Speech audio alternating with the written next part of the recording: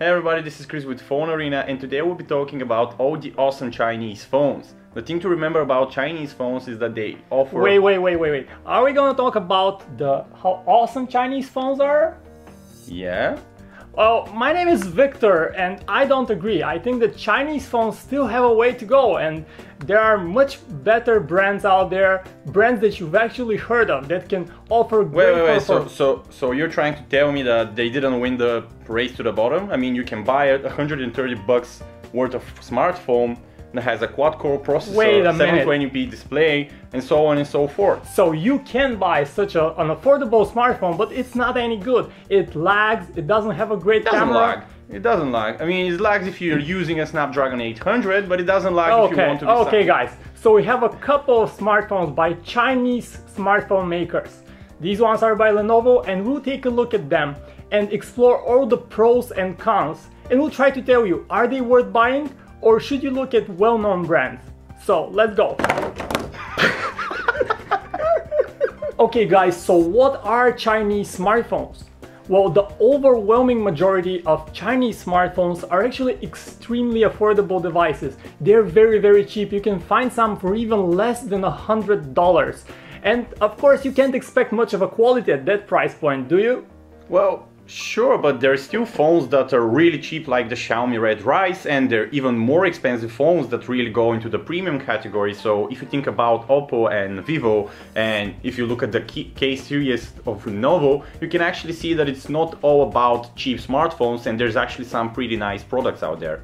Oh, that's true, but let's keep in mind that we basically have two tiers of Chinese smartphones. The more premium ones, like the ones that Chris mentioned, like Oppo and Vivo, and less premium ones, let's call them the more affordable smartphones from China. These are smartphones from white box makers, brands that you have never heard of, like THL or Xiaokai or anything like that. Well, crazy names. Actually, if you think about it, there is even a third tier, which is really no brand names, which means that you have phones that are called N9000 and W500, which are the phones that we really don't suggest you buy. But what do you think about this second brand? Are they worth buying? Well, yeah, I mean, it depends. You really should be reviewing those phones before you actually commit to buying them, but you don't really have to, you shouldn't try to judge them by their size, because these manufacturers may be small indeed, but that doesn't mean that their phones are no good. Yeah, absolutely. Keep in mind that some Chinese smartphones are good despite the fact that they don't come from a well-established brand. But in the Western world, you also have phones like the Nexus 5 that are a great deal, a lot of bang for the buck, and you also have the Motorola Moto G, so why not choose smartphones from brands that you've actually heard of? Well, actually, if you think about it, that's a pretty hard argument to argue against, because these are really good devices that you just mentioned. But if you think about it again, then you realize these are just two devices, and there's a world of billions of people out there, so you can't really expect everyone to pick a Nexus 5. And moreover, the Nexus 5 is not available everywhere, and neither is a Moto G. Absolutely. So one thing to keep in mind, folks, is if you live in a country like the United States where you have 2-year contracts, and you can get devices for very cheap, like the iPhone 5s that you can get for around $200, or let's just not keep it to Apple, like a Samsung Galaxy 4, HTC One, all great devices for just $200 subsidized. You should definitely pick them over a cheap smartphone from China. Simply because you have that subsidy, you pay that plan, and the cost of those devices is included. So if you get a cheap smartphone on a contract, you're actually losing money, so it makes no financial sense. Yeah, but if you live outside of the United States, the point still stands that not everything is going to be sold through a subsidy by your carrier, so there's still good reason to pay attention to Chinese smartphones. Absolutely.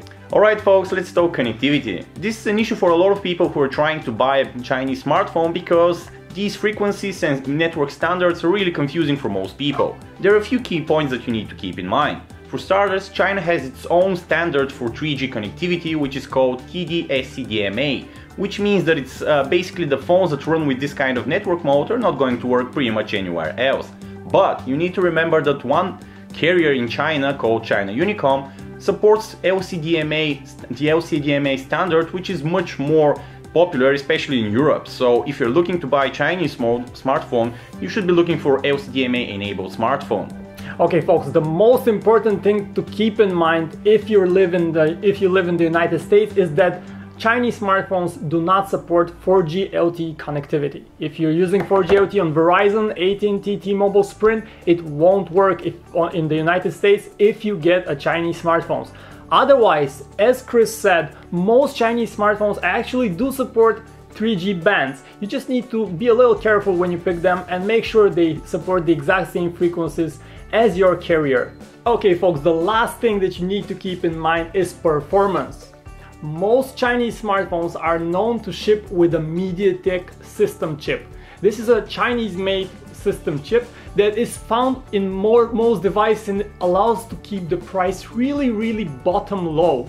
So we're speaking about sub $100 smartphones, but that is not where the real issue is. The real issue is with devices featuring 1080p Full HD displays. Now there is a place where the MediaTek chip just can't catch up and it lags. So if you're ordering a more high-end Chinese device, chances are that it might lag, and that's not a good feeling, is it?